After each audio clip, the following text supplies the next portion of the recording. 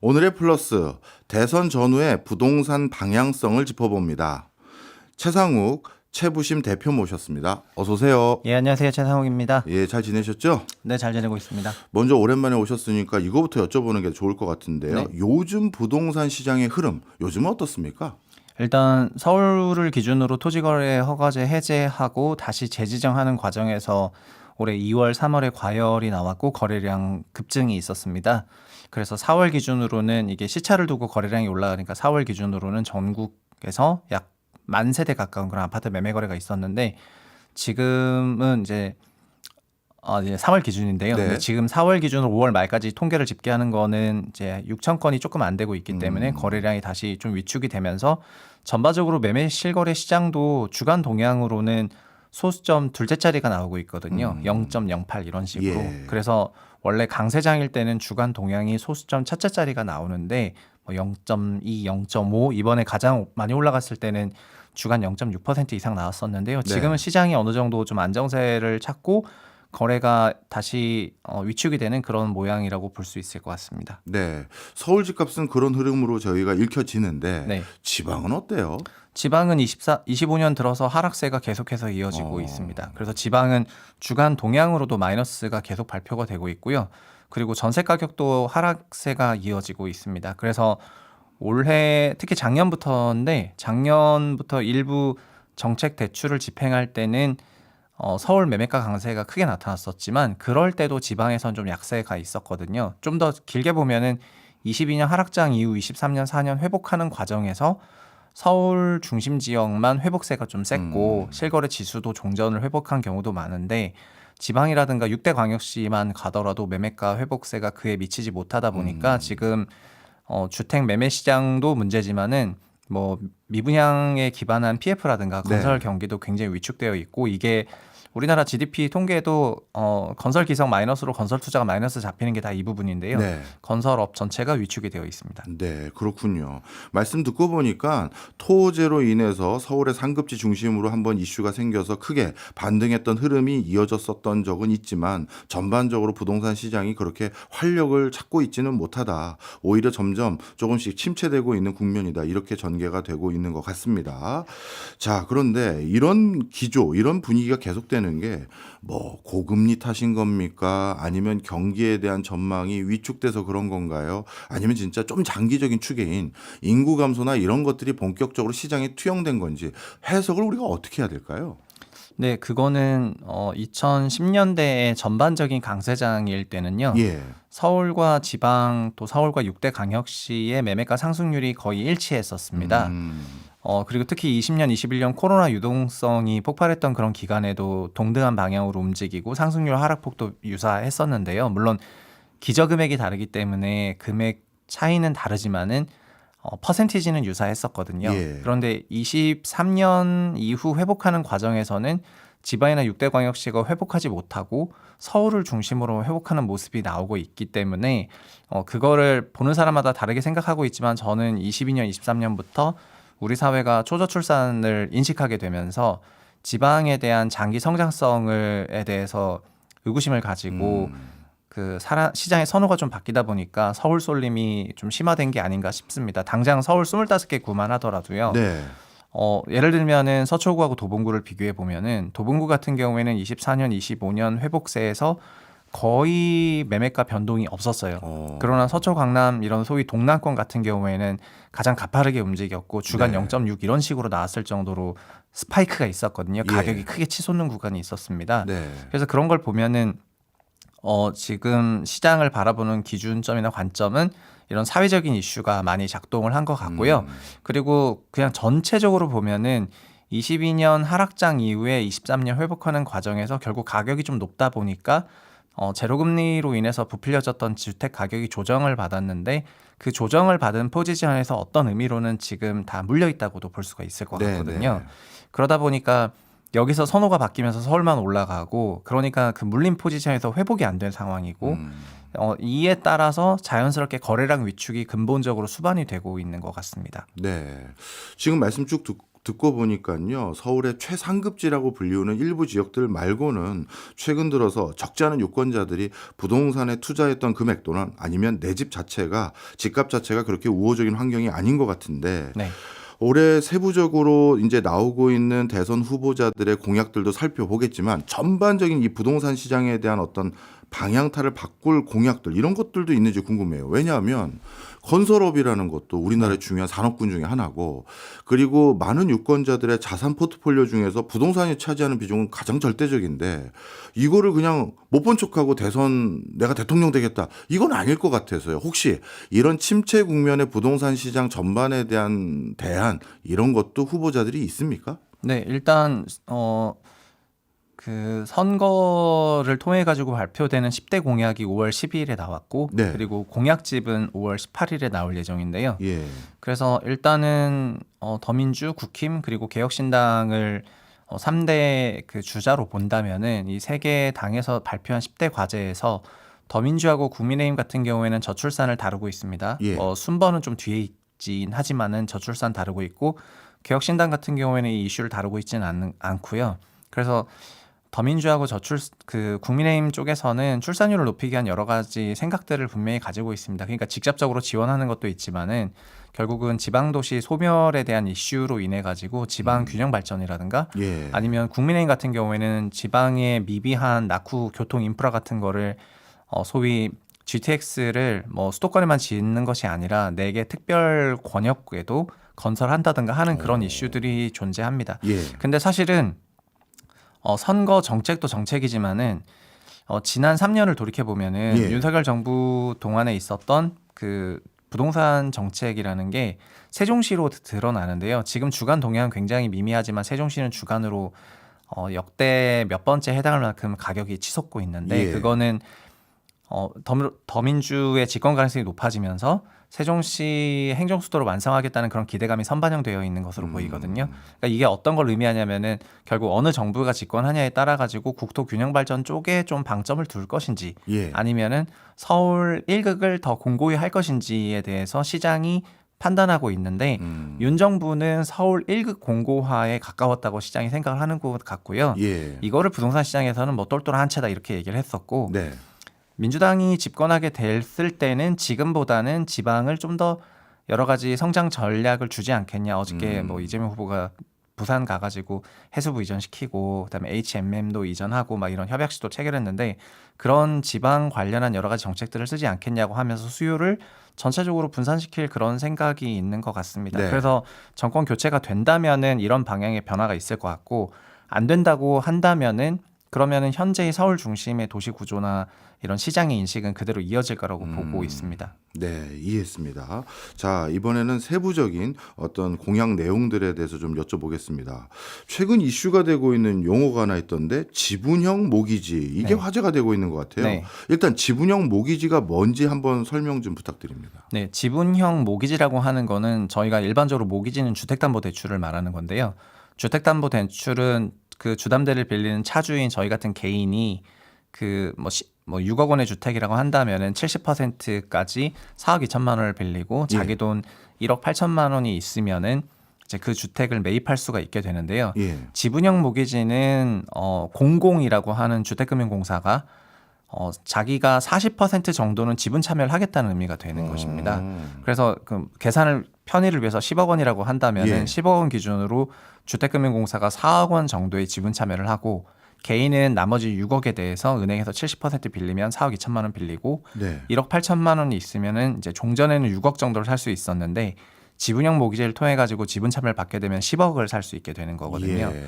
그렇게 되면은 구매력 기준으로 굉장히 높은 가격의 주택을 살 수 있게 되는 것도 있고 예. 또 같은 금액 기준으로 종전 대비 굉장히 낮아지는 그런 자본 요구가 생기잖아요. 10억 주택을 내가 살려면은 70% 받아도 3억이 필요한데 지금은 예. 1억 8천만 있으면 되기 때문에 그래서 예. 이게 소위 1억 5천에서 2억이 있으면은 10억짜리 집을 산다라고 하면서 고 레버리지 상품으로 알려져 있는데 요 지분형 모기지는 현재 정부 부처에서 논의를 하고 있는 그런 상황이고 예. 6월부터는 로드맵을 발표를 해서 어떤 내용으로 발표될지는 아직 구체적으로 보도자를 통해서 명물화된 내용들이 없습니다. 다만 여러 회의나 이제 언론을 상대로 한 그런 인터뷰나 답변에서 이런 전반적인 방식의 그 구성은 나왔거든요. 네. 그래서 이런 방식으로 올해 하반기부터 로드맵 출시하고 이제 시장에 나올 수 있는 그런 상품이 되겠습니다. 아, 그렇군요. 아, 이 지분형 모기지는 특정 대선 후보의 공약과는 관계가 없다고 보는 게 맞겠네요. 네, 이거는 그냥 현재 금융부처 주도로 만들어지는 공약이고요. 아, 그리고 이건 좀 더 긴 시계열로 보실 필요가 있는데요.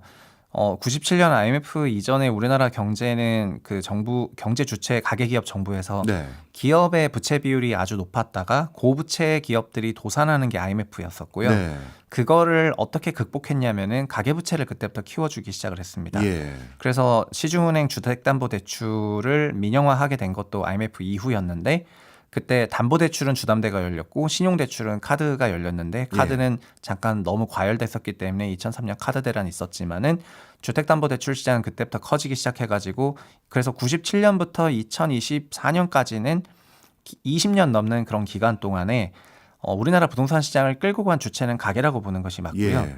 그런데 윤석열 정부 들어서 금융부처가 달라진 건 뭐냐면은 가계의 대출 여력이 점점 위축되고 있는 것이 눈에 보이기 때문에 주택 가격이 너무 올라가고 그 사이에 큰 조정도 없었는데 네. 가계 소득이 따라가는 것보다 가격 상승폭이 더 크다 보니까 이제 못 빌린다 이런 생각이 있고 그래서 정책금융이라는 거를 23년부터 적극적으로 내기 시작을 했습니다.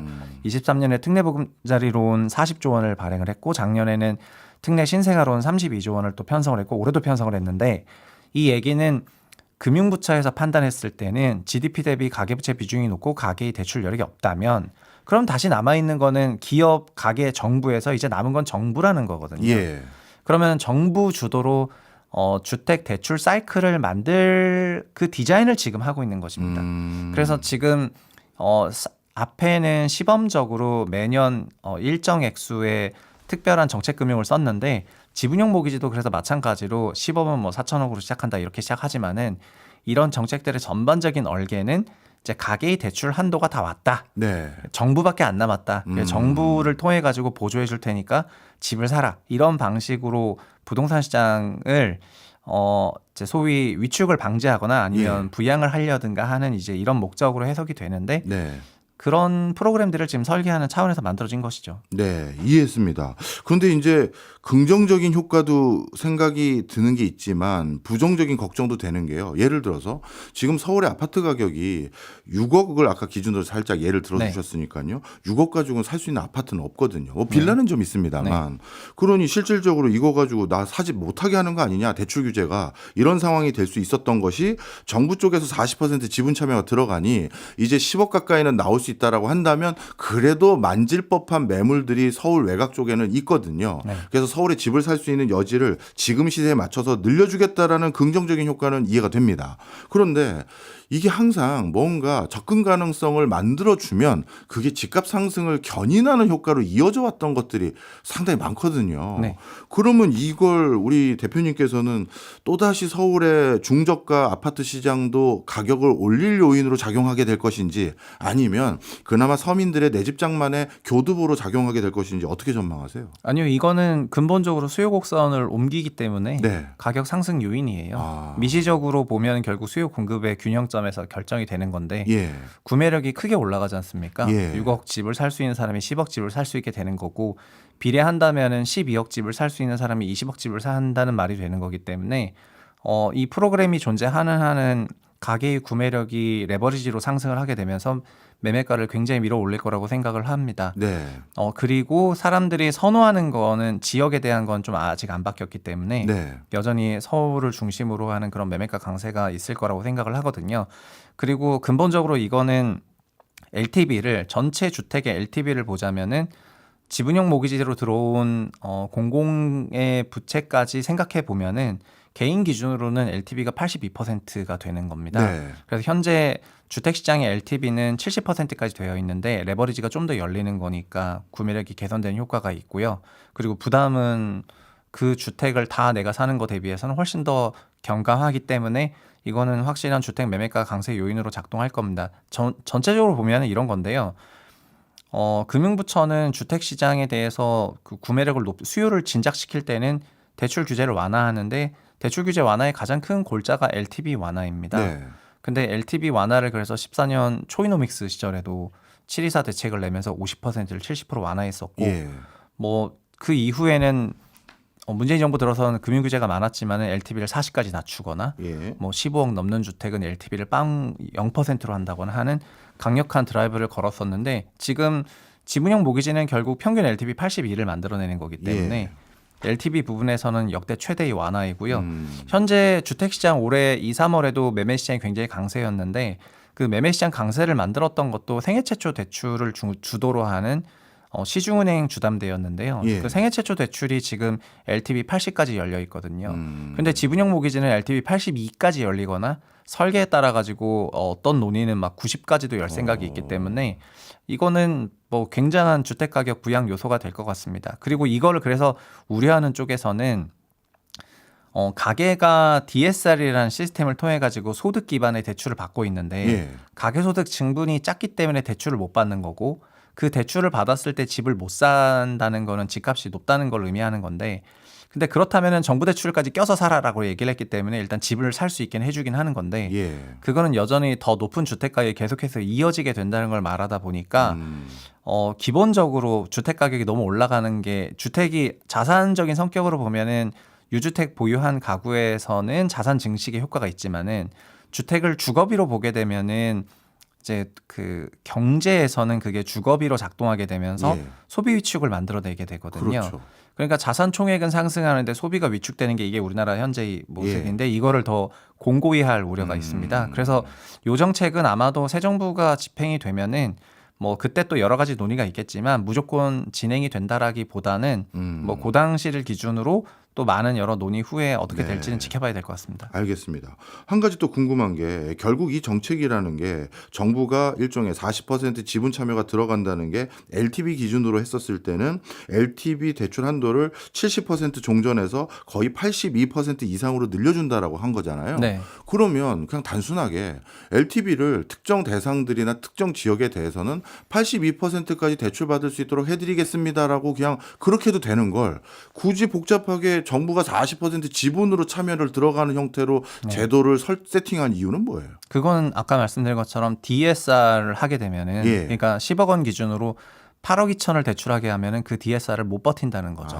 소득이 못 따라가기 때문입니다. 네. 그러니까 4억은 정부가 넣고 6억인 나머지 4억 2천만 너가 받아라. 4억 2천은 받을 수 있다는 거거든요. 네. 그래서 그렇게 맥락으로 생각해 보면은 이런 프로그램이 나온 거는 그러니까 뭐 약간 길게 보면 30년인데 지난 30년을 끌어왔던 가계 주담대의 시대가 종료를 하고 이제 정부 주담대의 시대가 올 수도 있다. 그리고 금융부처에서는 정부 주담대의 시대를 만들어가는 그런 생각을 하고 있는 것 같습니다. 예, 혹여나 이런 의도는 포함된 게 아닐까요? 예를 들어서 누가 봐도 과거의 전례를 보면 대출을 늘려주면 그게 집값 상승으로 이어졌던 구간들이 많았었는데 네. 이번엔 그동안엔 그래서 그 대출을 늘려줘서 집값이 상승됐더니 그걸로 집값 상승분에 대한 이득을 전부 해당 개인이 가져갔는데 네. 이거 지분 40%는 정부니까 그 집값 상승분의 일부를 정부가 가져가겠다 이렇게 한 전략은 아닌 거예요? 그러니까 결국 그 특정 국가의 경제 상태나 자산 상태를 보면은 정부가 부채를 많이 지고 있는 일본 같은 나라도 있고 한국처럼 물론 우리나라도 공공기관 부채를 합치면 부채 비율이 작진 않지만 정부 부채가 50%대이기 때문에 상대적으로 양호하거든요. 예. 그런 것처럼 그 부채를 누가 지느냐는 사회적으로 경제적으로 굉장히 중요한 어젠다인데 근데 지금 따지고 보면은 가계부채가 너무 높았고 IMF를 극복하는 과정에서 그게 어느 정도 임계치에 달아달았다고 생각을 하는 것 같고요. 네. 그냥 그래도 부채 조정 과정인 것이지 그리고 자산이라는 거는 결국 경제가 성장한다면은 자산 가격도 경제 성장 따라서 올라가는 건데 네. 뭐 그 성장을 먹으려고 부채 시프팅을 한다 이런 건 아니고요. 음. 가계 주도의 부채 성장 정책이 그냥 목에 찼다 이렇게 보시는 게 좋을 것 같습니다. 알겠습니다. 이제 본격적으로 대선 후보들의 부동산 정책들, 공약들에 대해서 좀 여쭤보겠습니다. 네. 뭐 여러 후보들이 있겠습니다만 크게 가장 유력한 세 분을 중심으로 여쭤보면요. 네. 이재명 후보, 김문수 후보, 이준석 후보의 부동산 공약을 뭐 하나의 큰 줄기로 설명한다면 각각을 어떻게 보고 계십니까? 김문수 후보를 제외하고 나머지 두 후보의 경우에는 특히 개혁신당의 이준석 후보 같은 경우에는 10대 공약의 부동산 내용이 들어있지가 않습니다. 그렇기 때문에 개혁신당 정책 관련해서는 부동산 쪽으로는 이제 따로 사실 논평할 게 없습니다. 예. 그래서 앞에 이제 이재명, 김문수 두 후보의 부동산 정책을 논평을 해야 되는데 이것도 더불어민주당 같은 경우에는 주택 부동산 정책이 사실상 있긴 있죠. 부동산이라고 하긴 좀 그렇지만 이것도 같은 넓이의 부동산이긴 한데 세종 행정수도를 완성을 하고 예. 그리고 전국을 5개의 초광역권으로 만들고 그리고 3개의 특별자치도를 통해 가지고 하겠다는 5극 3특 전략이 있습니다. 이건 예. 10대 중에서 6번째 꼭지에 들어가는 거거든요. 그거를 제외한 부분은 그냥 공공임대주택을 좀 더 확보하고 그다음에 고품질의 공공임대주택을 늘리고 그다음에 월세 세액공제를 늘린다거나 서민 주거비를 경감하겠다는 내용이 있습니다. 다만 여기서 숫자가 제시된 거는 없었어요. 근데 이것도 사실 어저께 그 이재명 후보 연설을 들어보면은 지킬 수 있는 약속만 해라 이렇게 하다 보니까 숫자를 너무 크게 그 제시하는 거에 부담이 있었던 것 같고 숫자를 네. 너무 제시를 하지 말아라. 과거에 20대 대선 때 더민주 공약을 보면은 그때 공급 311만 호였고요. 네. 윤석열 대통령의 공급 250만 호였거든요. 아마 윤석열 대통령도 지금 그 정책을 못 지켰지만은 네. 이런 식으로 몇 호 공급하겠다 이런 내용들이 더민주에서는 빠져 있고요. 그냥 행정수도 완성이랑 5극 3특이라고 광역 도시권역 구성하는 것만 민주당 공약이고 국민의힘 같은 경우에는 부동산 공약이 많습니다. 그중에 가장 대표적인 거는 부동산에서 중요한 게 교통이니까 교통인데 특히 GTX를 수도권 ABC뿐만 아니라 DEF를 포함을 하고 네. 그리고 추가로 4개 광역권에 GTX를 연결하는 것을 포함하고 있습니다. 그래서 특히 여기서 세종이라든가 오산, 그다음에 대전 이런 이제 청주를 연결한 이런 쪽 GTX들은 사실은 쓰임새가 있는 거거든요. 예. 세종을 가보신 분들은 다 공감하시겠지만은 세종 내려가지고 오송 내려가지고 세종까지 30분 들어가야 되고 네. 세종에서 대전까지 가는 것도 힘들고 이렇기 때문에 그 초광역 GTX가 있으면 굉장히 유리할 것 같은데 어쨌든 김문수 후보는 이런 교통 인프라 개선도 있고 그다음에 근본적으로 부동산 관련 과세를 경감시키거나 폐지하는 내용을 굉장히 강하게 담고 있습니다. 네. 재건축 초과익 환수제를 폐지하겠다는 내용이 포함이 되어 있고 예. 주택의 양도세 중과를 폐지하겠다는 내용이 또 포함되어 있고요. 종부세도 폐지하겠다는 내용이 포함이 되어 있고 그리고 비수도권 주택의 취득세는 아예 면세하겠다 이런 내용들이 포함이 되어 있기 때문에 국민의힘 쪽에서는 부동산 관련한 내용들을 많이 담고 있다 그렇게 예. 말씀을 드리겠습니다.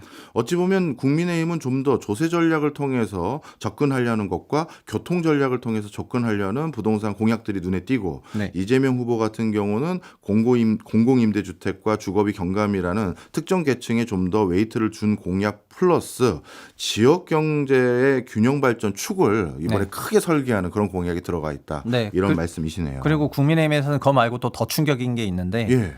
재건축 재개발의 권한을 지자체에 아예 이양하는 내용이 담겨져 있고요. 그 얘기는 현재 재건축 재개발과 관련해서 따르는 건축 규제 같은 것이 건폐율이나 용적률 같은 제도들이 있는데 그런 것들을 이제 지자체장에게 이양하겠다는 거고 지금도 있었던 거 아니었나요? 지금은 국토계획법에 있는 거를 지자체가 그거를 준수해서 하고 있는데 그러니까 지자체가 마음대로 하라는 얘기입니다. 마음대로. 그리고 하나가 더 있는데 이거를 화이트 존이라고 해가지고 예. 현재 존재하는 모든 규제를 완벽히 적용받지 않은 빈 도화지를 도심에 공급할 수 있는 시스템을 예. 만들겠다고 했거든요. 그럼 예. 거기 지자체가 그냥 필요한 거 아무거나 짓고 규제는 뭐 용적률이든 건폐율이든 층고든 뭐든 그냥 다 모든 규제가 없는 그런 말도 안 되는 이제 권한을 갖고 있는 화이트 존을 만들겠다는 걸 지자체에 주는 겁니다. 네. 결국 이렇게 된다면은 뭐 서울시를 포함해 가지고 밀도 있는 건축물을 지어야 한다거나 아니면 여러 가지 규제 때문에 사업을 못 하고 있는 경우에는 이 화이트 존 같은 게 도입이 된다고 한다면은 상당한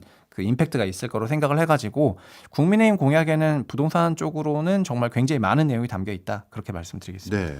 전반적인 흐름을 이제 짚어주셨으니까 좀 하나하나 살펴보겠습니다. 뭐 이재명 후보, 김문수 후보 중심으로 얘기를 드릴 수밖에 없는 게 이준석 후보는 10대 공약에 부동산이 네. 없다고 하셨으니까 네. 그런 이유로 두 후보만 말씀을 드려보면요.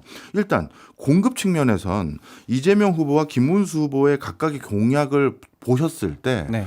서울의 아파트, 수도권의 아파트, 그리고 지방의 아파트 공급에 대해서는 각각 어떻게 평가하세요? 김문수 후보도 주택 공급은 이제 2개밖에 들어있지 않았는데요. 네. 일단 공급 양은 더민주에서는 숫자가 없었고요. 네. 김문수 후보 쪽에서는 숫자가 있었죠. 어떻게 있었냐면은 이제 이것도 333 주택이라는 네이밍으로 들어갔는데 청년들이 결혼하고 3년, 첫째 아이 낳는 그 기간에 3년, 둘째 낳는 기간 3년을 이제 9년간 생활할 수 있는 그런 333 주택을 연 10만 호, 집권 기간 동안 50만 호가 되는 거고요. 네. 이거 외에 추가로 청년이라든가 신혼이라든가 취약계층을 위해서 20만 호의 공공임대주택을 더 짓겠다고 한 거니까 연간 30만 호, 5년 누적 150만 호가 되는데 예.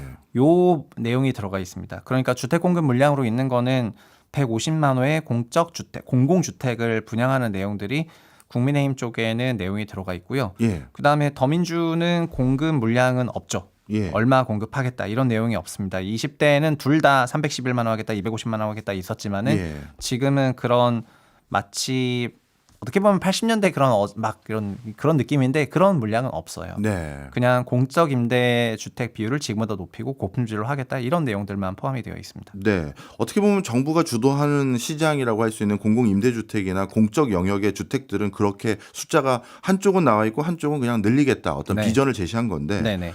예를 들어서 주택 공급을 늘리는 게 꼭 공적 영역만 아니잖아요. 재건축 재개발에 대해서 규제를 완화한다라든가 네. 이런 것들이 있을 텐데 그런 형태의 공급 대책들은 어떻게 되어 있나요? 아까 일단 더민주 쪽에서는 재개발 재건축 관련한 내용이 없고요. 없어요. 그리고 그 국민의힘 쪽에서는 재개발 재건축 관련해서 지자체에 완전히 완전히 이양하는 내용을 이양하는. 포함하고 있습니다. 네. 사실은 지금 윤석열 정부에서 그 작년 88 대책이라는 걸 냈을 때 재건축 재개발 관련해서 패스트트랙으로 제도화를 하고 안전진단은 이미 낮춰놨지만 더 쉽게 하고 그다음에 예. 등등 많은 것들을 제도를 개선했는데 근데 그런 부분을 아예 그냥 지자체에 넘겨가지고 중앙부처가 크게 개입하지 않고 예. 그냥 지자체 너네가 알아서 하세요라고 완전히 이양하는 형태가 담겨 있거든요.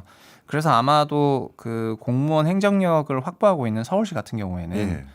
뭐 이렇게 이양을 하게 된다면은 사실상 서울시 독자적인 그런 재건축 재개발 시스템을 갖고 가게 되는 거고 예. 나머지 지자체들은 이제 그거를 따라갈 수밖에 없잖아요. 자기네로 예. 물론 바꾸기도 하겠지만은. 예. 그래서 어떤 데는 하지만 어떤 데는 못하고 막 이런 약간 현상이 있을 것 같긴 한데 지자체에 그냥 다 넘기겠다고 했기 때문에 이것도 꽤 큰 내용이 공약으로 들어있는 거기는 합니다. 그렇군요. 그러면 말씀 듣고 보니까 갑자기 빈틈이 하나 생기는 게 네. 통상적으로 어떤 행정구역이 다 완료된 이후 거기에서 재건축 재개발을 하거나 뭔가 국토 이용에 나름대로의 재량권을 주는 건 이해가 됐는데요. 우리나라는 매번 대통령 선거가 있을 때마다 신도시 얘기가 있었잖아요. 네. 그러면 이번에 새로이 구획 정해가지고 여기를 뭐 4기 신도시라든가 아니면 기존에 완료도 안 됐던 2기, 3기를 뭐 조기에 뭔가를 더 완료하겠다라든가 이런 내용들은 양쪽 다 없나요?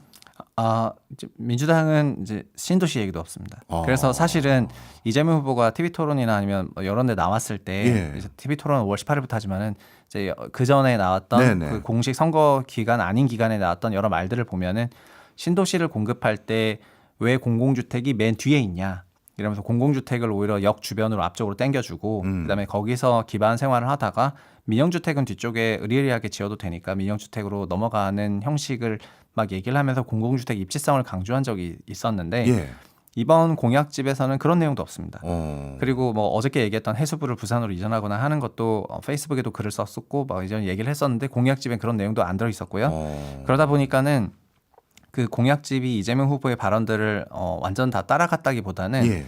그냥 너무 적극적으로 아니면 너무 센 형태의 내용들을 썼을 때 못 지키는 거에 대한 리스크를 너무 과반영을 해가지고 매우 보수적인 공약이 나온 것 같고요. 예. 신도시에 대한 얘기도 그래서 없습니다. 네. 그 더민주 같은 경우 없고 국민의힘도 사실 그런 신도시 얘기는 없어요. 사실은 3기 신도시는 이미 지어지고 있기 때문에 지어지고 있으니까 그냥 그 현재 하고 있는 그런 신도시를 추가적으로 계속하면 되는 부분이어가지고 그런 게 포함되어 있지 않습니다. 네.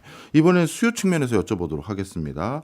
수요 측면에서 그 접근 가능성을 높이는 공약으로 이재명 후보는 아까 말씀 주신 것처럼 구체적인 숫자는 없지만 주거비 경감에 대해서 신경 쓰겠다. 네. 그리고 공공임대주택을 좀 늘려서 접근 가능한 그러니까 수요가 기반될 수 있는 주택을 만들어 보겠다라는 내용이 있었는데 그럼 김문수 후보 같은 경우는 150만 원 공급 차원에서 뭔가 짓는다는 거 말고 내가 구매할 때 페이버를 준다든가 대출을 늘린다든가 이런 거는 없나요? 그 구매 내용은 이제 오히려 김문수 후보 측에는 별로 없고요. 예. 오히려 청년이 5천만 원 한도로 예. 그 도약 대출이라든가 도약 자금을 받겠다는 거는 이준석 후보 공약에 포함이 되어 있고요. 구매 부분에서 이제 그렇게 선제적이거나 막 그거를 촉진하는 형태의 내용이 담겨져 있지는 않습니다. 다만 그 국민의힘 쪽에서는 부동산 세제와 관련해서 어떻게 보면은 사실 비수도권 지방 비수도권의 취득세 면세나 이런 것도 그 구매 촉진의 연장선이기는 하거든요. 그럴 수 꼭 있겠네요. 대출만이 구매는 아니기 때문에. 예. 그래서 전체적으로 조세 부분을 굉장히 경감시키는 형태로 나오고 있기 때문에 수요 부분을 조금 건드렸다고 할 수 있을 것 같습니다. 네, 자연스럽게 세제 관련해서 여쭤보도록 하겠습니다. 국민의힘은 앞서 말씀 주신 것처럼 세제 분야에서 파격적인 경감책들이 대거 들어간 것 같아요. 네. 그런데 이재명 후보 측은 지난번 대선에는 아마 부동산이 워낙 폭등했던 바로 직후라서 그런지 여러 가지 불로소득에 대한 우려들이 사회적으로 높다고 생각해서 그런지 조세와 관련돼서 굉장히 센 공약들이 지난번 대선 후보 시절에는 꽤 있었던 걸로 제가 기억을 해요. 네.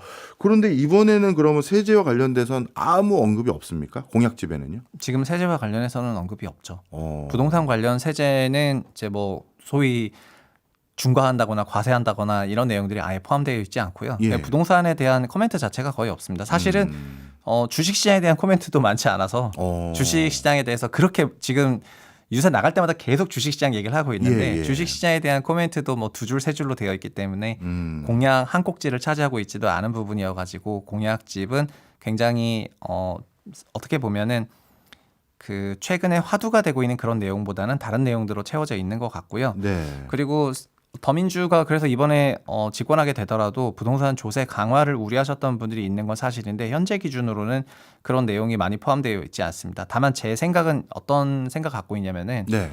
이번 정부는 어차피 인수위 없기 때문에 17년이랑 되게 비슷한 상황인데 예. 인수위가 없는 경우에는 정부가 곧바로 출범하잖아요. 곧바로 출범하고 각 부처에서 추진 과제를 결국 받게 되거든요. 네. 그 추진 과제 받고 논의하는 과정이 인수위나 마찬가지여서 아마 2달 정도는 인수위스러운 그런 부처별 추진 과제들을 발굴하게 될 것이고 네. 그것이 어떻게 보면 진정한 의미의 그 공약이 될 수밖에 없습니다.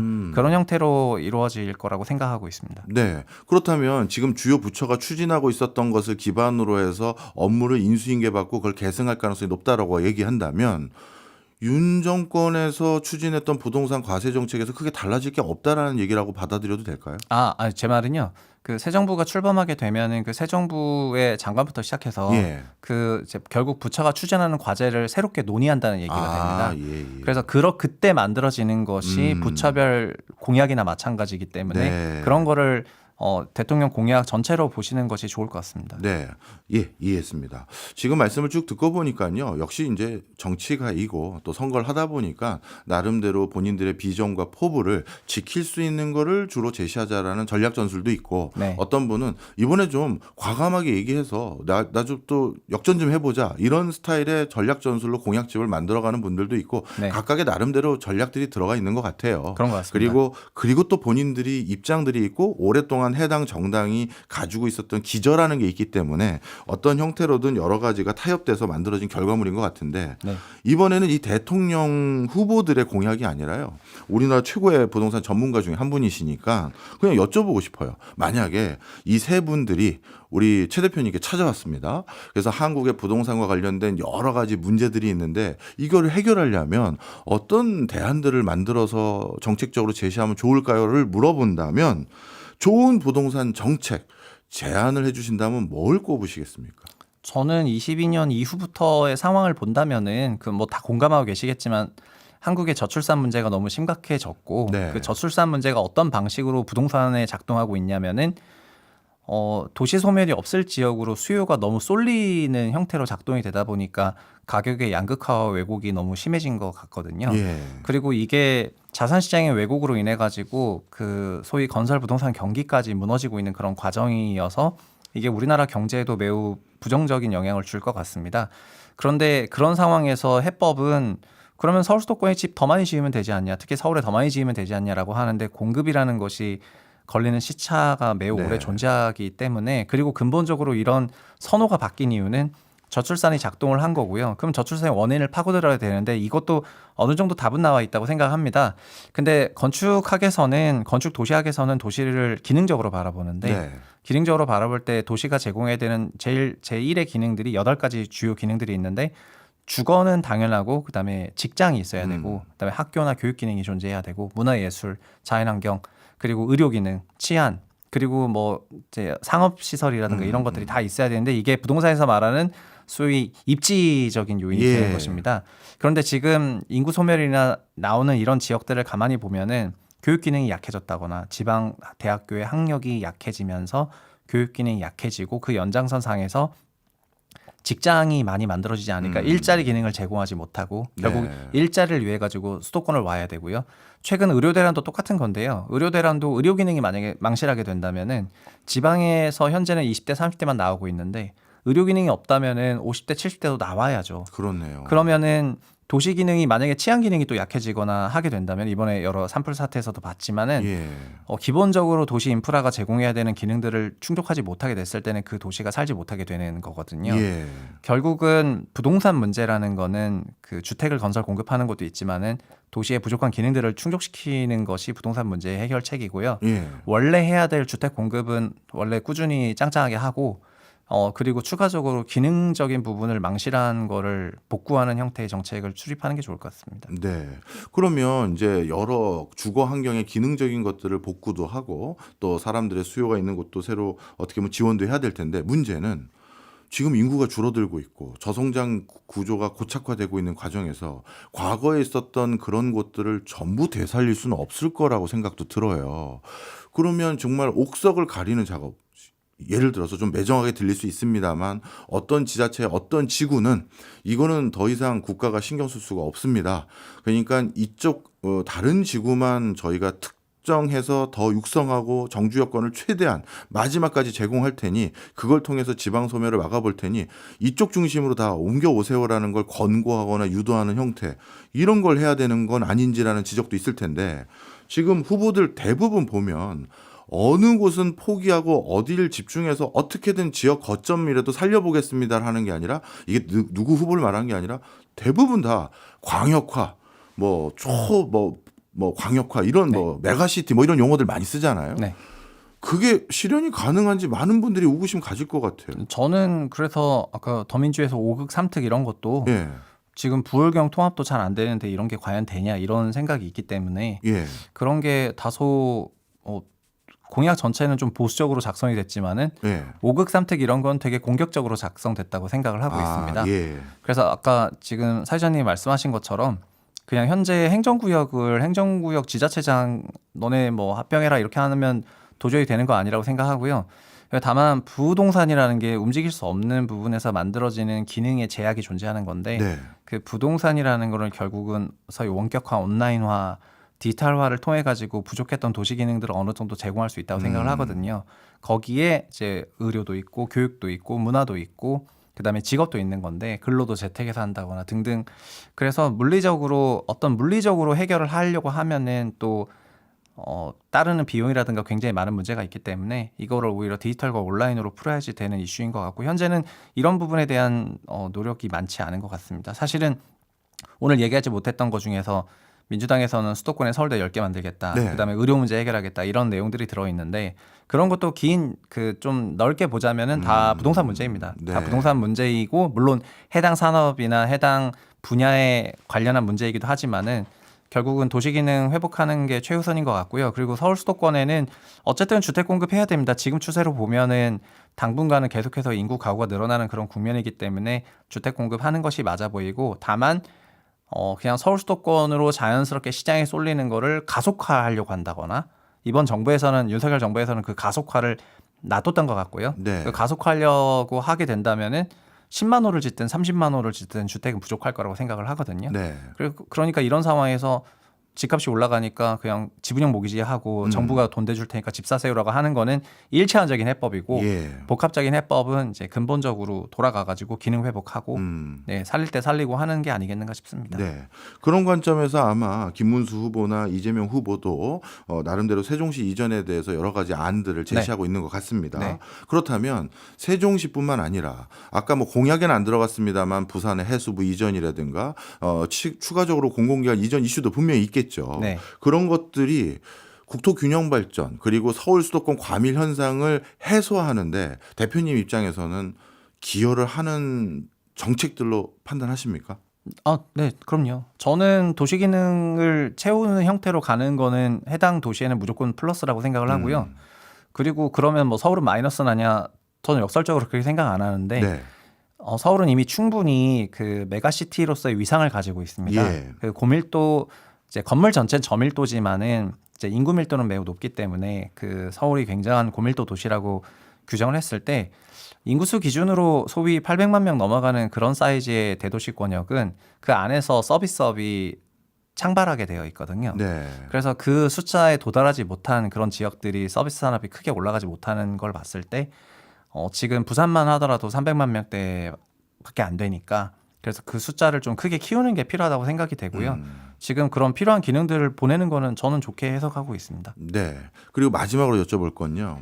지금 말씀 주셨던 서울과 수도권은 어차피 메가시티 그 규모를 갖춘 곳이니까 자생력이 네. 있으니까 그렇다 치고 수도권도 다는 아니겠지만 상당 부분은 그리고 지역 같은 경우 국토 균형 발전 차원에서 대통령 후보들이 거점화해서 어디든 육성을 해보겠다라는 것도 나름대로 순기능이 있다라고 말씀 주셨는데 네. 마지막은 그런 거점 기구에서 배제됐다라고 표현해야 될까요? 비켜갔던 그들 지역에 이미 적지 않은 투자가 이루어진 곳들이 꽤 많다라는 거예요. 그게 바로 미분양 물건들이죠. 네네. 건설회사도 문제지만 거기에 미리 선분양 받았던 사람들도 계시거든요.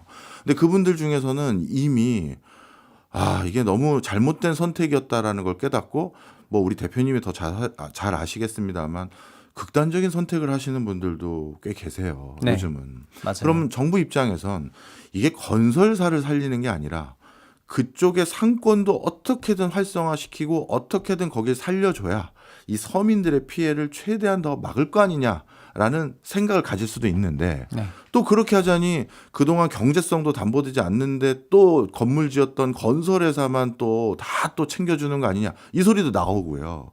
이 문제는 어떻게 해야 될까요? 지금 우리나라는 그 어떤 특정 용도의 건축물을 공급할 때 쏠림이 굉장히 심한데요. 그리고 그 쏠림을 조장하는 경향도 분명히 존재하거든요. 20년, 21년에 주택 관련 규제를 강화하니까 정부의 정책을 비웃으면서 비주택 투자를 종용했던 사람들이 분명히 존재하고 네. 그리고 그게 어쨌든 직접적이든 간접적이든 그런 비주택 투자를 했던 것들이 지금은 소위 물린 부동산들이 된 건데요. 지금 그 규모가 너무 큽니다. 솔직히 말하면은 그 PF 쪽이 미착공이 브릿지론 기준으로 약 60조 그 토담대를 포함해가지고 60조 정도고 본 PF는 170조 원이니까 합치면 230조가 되는 건데 지금 이 상황에서 또 더 해야 될 것도 많아요. 그러다 네. 보니까 정말 상상할 수 없는 그런 수준이라 생각하고요. 사실은 이미 부실로 가고 있습니다. 지금 카드 네. 대출 연체율도 보면은 3.8%인데 카드 대란 이후에 거의 최대치로 올라가고 있는 그런 상황이고요. 그리고 지금은 약관 대출이라 그래가지고 자기가 가입한 보험을 해약까지 할 수는 없으니까 보험을 담보로 대출 받고 있는데 약관 대출도 80조가 넘습니다. 지금 그래서 이 약관 대출이 상대적으로 저리여서 그런 건데 해약하면은 원금이 마이너스 20% 까이니까 예. 약관 대출 받으시는 거거든요. 그래서 미시적인 데이터를 봤을 때는 이런 문제점들이 도드라지고 있는 것 같고요. 예. 이게 지난 3년간 PF 관련해서 여러 가지 단기적으로 죽인 다음에 빨리 회복시키거나 이런 것도 아니라 그냥 끌다 보니까 3년간 생태계도 죽어버리면서 아예 회복이 안 되는 그런 구간으로 간 것 같거든요. 네. 그러니까 저는 개인적으로는 이 문제가 올 하반기에 엄청난 내수 부진과 가계 자산의 망실을 갖고 올 거라고 생각해가지고 한국 경제에 상당한 뇌관이라고 개인적으로 생각을 하고 있습니다. 예. 그런데 다음에는 이런 게 없어야 된다고 생각한다면은 예. 특정 부동산이나 특정 형태 상품들을 막 쏠림 분양하는 부분에 대해 가지고 진짜 정신이 박혀 있는 그런 관료들이라고 한다면은 예. 그런 것들에 대해 가지고 사전에 잘 관리할 필요가 있다고 생각을 합니다. 지산 예. 생수 폭발적으로 지어질 때 수요 예측도 안 하고 지은 거나 마찬가지였기 그렇죠. 때문에 지금은 또 시니어 주택도 그런 경향이 없지 않고요.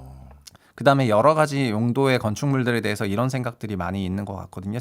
얼마 전에 하이엔드 주택 같은 경우에도 예. 그러니까 막 주택당 60억에서 100억 넘는 그런 하이엔드 주택도 청담동에 올미분양 날 정도로 예. 단기간에 쏠림이 있었는데 그런 인가기관이라든가 이런 부분에서는 그런 수요 관리를 제대로 하면서 할 필요가 있다고 생각합니다. 네, 알겠습니다. 지금 현재 우리나라 부동산 시장의 문제점은 뭐고 다음번 국가 리더십이 되겠다는 사람들은 어떤 포부를 가지고 있는지 오늘 제대로 정리한 시간이었던 것 같습니다. 지금까지 최상욱 최부심 대표였습니다. 고맙습니다. 예, 감사합니다.